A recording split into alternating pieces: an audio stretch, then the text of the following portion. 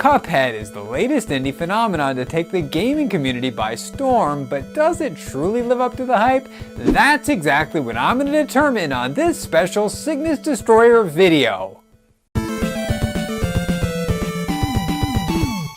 Unless you've been living under a rock, you're probably at least passingly familiar with Cuphead, but to give a basic synopsis, it was created by a small team of programmers and artists under the moniker of Studio MDHR as a loving tribute to their childhood sources of inspiration.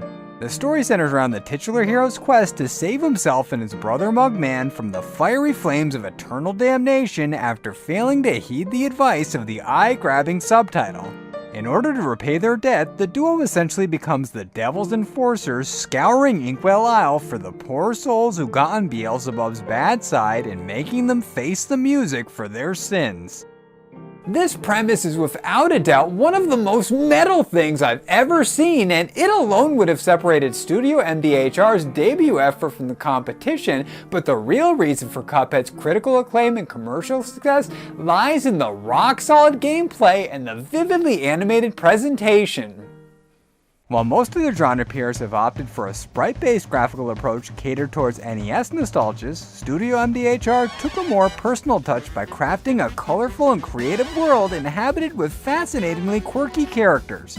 From the brutish pork rind to the wise elder Kettle, Cuphead's supporting cast is as important to the plot as the side-scrolling siblings and offer hints and items to help us along our journey. I'll always hold Shovel Knight as the gold standard among the current crop of retro throwbacks when it comes to this enriching aspect of the formula, but this innovative crew certainly has a knack for memorable NPCs, and the gorgeous art style brings them to life in a wholly original manner. As mentioned previously, Cuphead's hand-drawn visuals set it apart from the saturated market, and the analog aesthetic accentuates the differences. There are scratch and grain effects plastered over every single image, and the audio is intentionally degraded to resemble the cracks and pops of a worn vinyl album.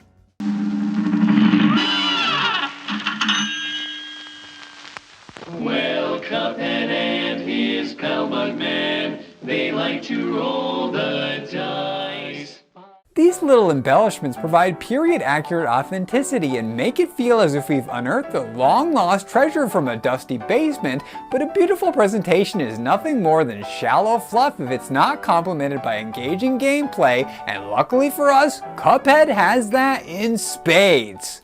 In keeping with the precedent established by the artist, the programmers tackle this passion project with their influences proudly on display, and the result is a unique hodgepodge ensured to please those who grew up on a steady diet of 8 and 16-bit classics.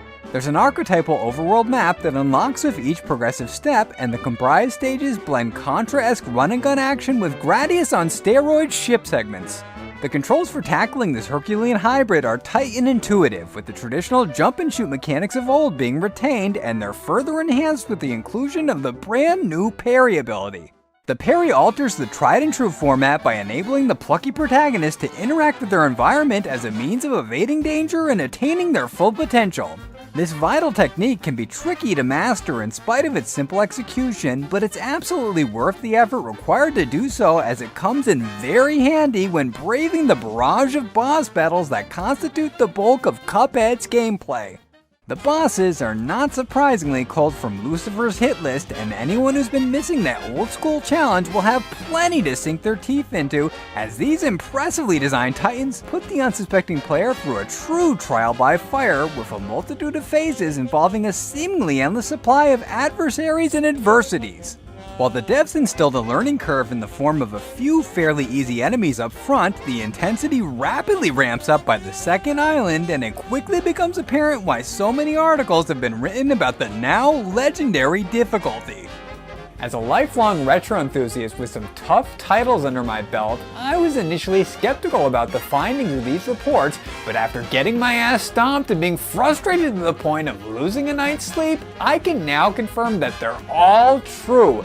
Cuphead is without a doubt one of the hardest games I've ever played, and its regular mode feels like a mislabeled expert setting, so those wishing to test their mettle against this arduous adventure better possess some serious skills or else suffer the consequences of humiliating defeat. With that said though, there are a number of options available to ease the burden, such as the simple boss battle toggle and the power-up charms and weapons, but they each come with a price.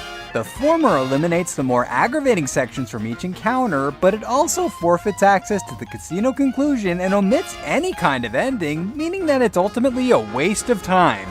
In regards to the latter, the smoke bomb, charge, and spread were a godsend in overcoming the tremendous hurdles, but I was severely disappointed to discover that there were strict limitations on how many of these items could be equipped into active use, and to add insult to injury, the health boosting hearts actually reduce the amount of damage we can dish out.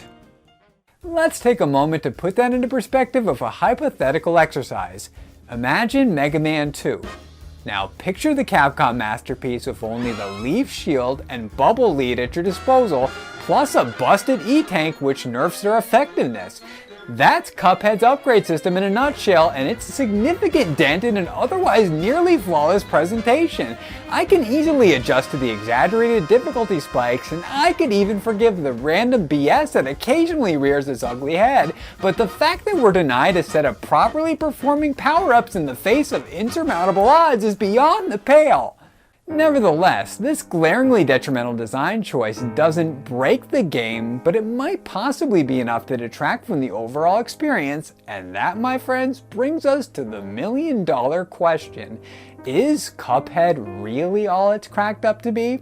I assumed going into this video that I would shout a boisterous hell yeah in response, but I'm shocked to say that my answer is just a timid sort of.